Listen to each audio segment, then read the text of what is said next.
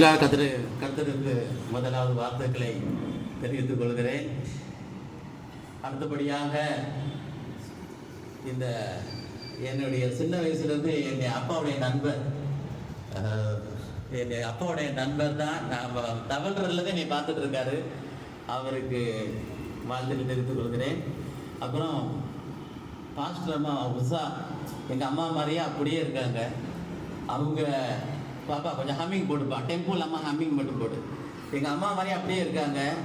அவங்க 3 வருஷத்துக்கு முன்னாடி ஒரு செய்தி கேட்டேன், அதை பற்றிலாம் இப்போ பேச நேரம் இல்லை. அன்னையிலேருந்து அவங்களுக்கு ஃபேனாகவே ஆகிட்டேன். அப்படி ஒரு அதிரடி செய்தி, அதை பற்றி உங்களுக்கு இன்னொரு நாள் வந்து நான் சொல்கிறேன். அப்புறம் இந்த இடத்துல என்னுடைய அன்பான எல்லா பாஸ்டர்ஸும் என்னுடைய நண்பர்கள், எல்லாமே என்னுடைய நண்பர்கள்.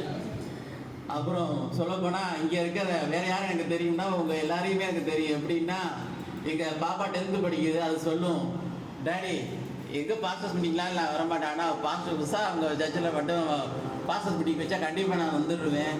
ஏன் அப்படின்னா 120 விளையாட்டு சாப்பாடு இருக்கும். கருவாட்டில் அந்த சிக்கன்லேருந்து நானும் திருச்சிக்குள்ளே எல்லா விலத்துக்கு போவேன், எல்லா இடத்துக்கும் போவேன். அங்கே சிக்கனு மட்டன் மட்டும் தான் இருக்கு. இங்கே மீன் இருக்கும், கருவாடு இருக்கும். அப்பா பயங்கரம் உங்க ஆளுங்க, போங்க செமையாக இருக்கும் போங்க.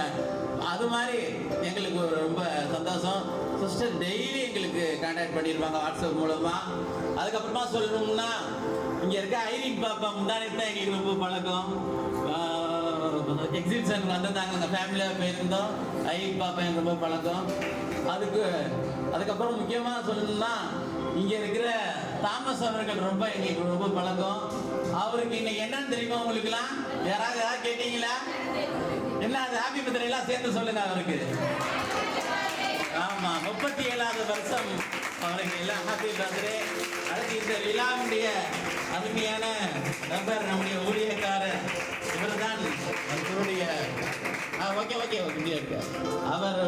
அவர் வந்து பார்த்தீங்கன்னு சொன்னால் டிக்லாஸ் ஆல்வின் போட்டிருக்கு.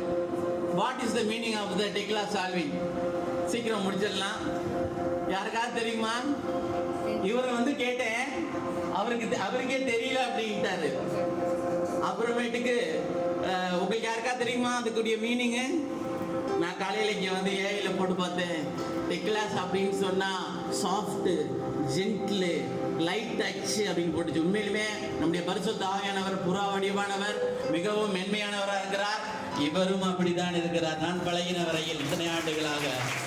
அடுத்தபடியாக ஆல்வின் அப்படின்னா மீனிங் என்னன்னு தெரியுமா? கூகுள் ஏஐயில் பார்த்தேன்.